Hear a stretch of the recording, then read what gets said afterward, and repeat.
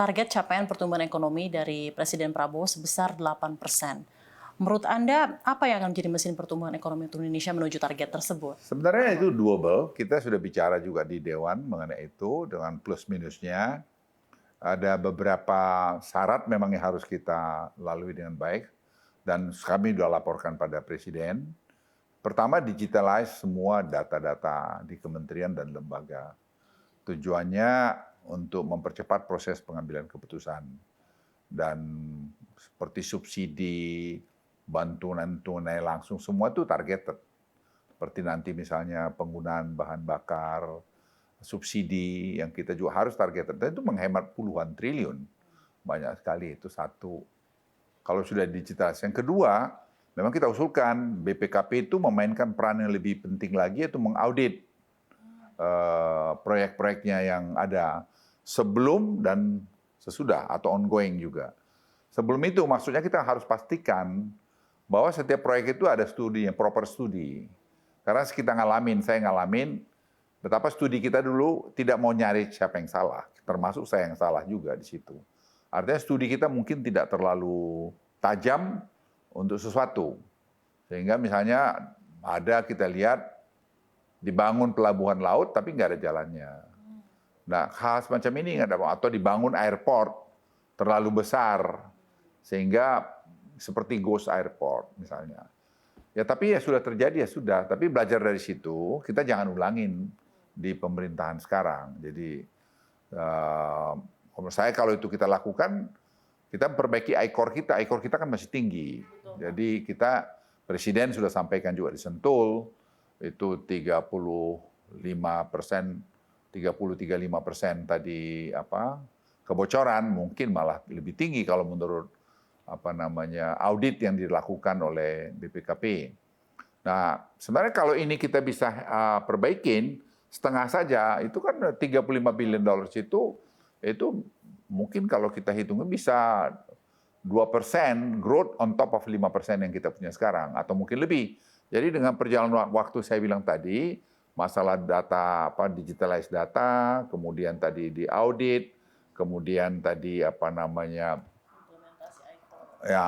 kita sehingga perbaikan ICOR kita dengan tadi bagus ini, ya saya nggak melihat hal yang terlalu aneh itu 8% itu. Karena Pak Prabowo sudah mulai bukan dari nol. Jadi ini yang saya lihat bagus antara Pak Prabowo dengan Pak Jokowi, ada satu kesinambungan. Jadi tidak mulai dari nol. Seperti sekarang Pak Prabowo udah punya banyak quick win-nya. Menurut saya sih bisa cegar jalan. Misalnya tadi versi 6 e-katalog. Itu kalau nanti beliau launching bulan depan, itu sudah 85-90% government procurement itu belanja pemerintah itu sudah dalam e-katalog. Dulu kan baru 50.000, sekarang sudah 11,2 juta item di dalam e-katalog. Jadi ini seperti Amazon-nya platform gitu. Jadi Anda bisa bayangin kalau kita nanti masuk kepada government teknologi, itu kan kita menyatukan 27.000 apps itu jadi satu portal. Itu pekerjaan besar. Dan yang saya suka, pekerjaan ini dilakukan anak-anak muda Indonesia. Jadi saya kira apa yang disampaikan Presiden Prabowo di Sentul sudah bagus banget. Ya. Jadi sudah on the right track ya Pak? Menurut saya ya, sudah on the right track. Tinggal kita konsisten aja melakukan itu. Jadi kita berikan contoh yang baik ya kepada masyarakat bahwa efisiensi itu ongoing. Kemudian juga ya saya kira itu kok. Kalau itu semua jalan, saya sangat yakin tadi hilirisasi jalan itu masih. Sekarang misalnya Presiden sudah berkali-kali menekankan masalah seaweed.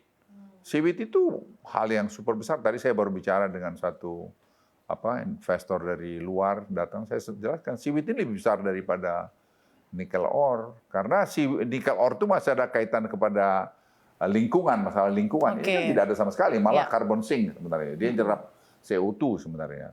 Jadi kalau kita tekunin saya kira sih 8% itu very doable. Achievable and doable ya Pak Luhut. Pak Luhut, saya ingin nanya mengenai I-Core Pak. Tadi kan Bapak menyentuh mengenai efisiensi dari incremental capital output ratio, dan I-Core ini kan sebenarnya banyak sekali kesinambungannya dengan governance dan regulasi dan culture dari suatu government tersebut ya Pak ya. Seluruh program-program seperti hilirisasi, downstream policy, dan lain-lainnya saya tahu tujuannya begitu noble. Tapi ketika implementasinya ada saja beberapa oknum-oknum yang malah meningkatkan I-Core tersebut. Apa yang Anda ingin sampaikan mengenai Ya itu dari Safrina, kalau kamu ingat-ingat ya, saya suka bilang kurangin orang-orang yang toksik di dalam pemerintahan gitu. Maksudnya ya itu. Jangan sudah ada dibuat kebijakan, sudah disepakatin, tiba-tiba nanti kamu rubah lagi gitu. Karena kamu menteri apa karena itu nggak, jangan gitu. Nah itu orang membuat kan jadi uncertainty, ini gimana sih gitu. Seperti kemarin kan tanya misalnya OSS itu harus betul-betul kalau sudah OSS, kalau yang salah kita rapatin dulu. Kenapa salah? Bagaimana jelasinnya? Jadi jangan nanti ada persepsi investor itu ini gimana sih ini pemerintah gitu. Dan kalau itu sudah nanti terbentuk lagi persepsi itu, memperbaiki lagi susah gitu. Tapi saya pikir Presiden Prabowo sangat aware mengenai itu dan makanya beliau memaksa untuk lebih cepat tadi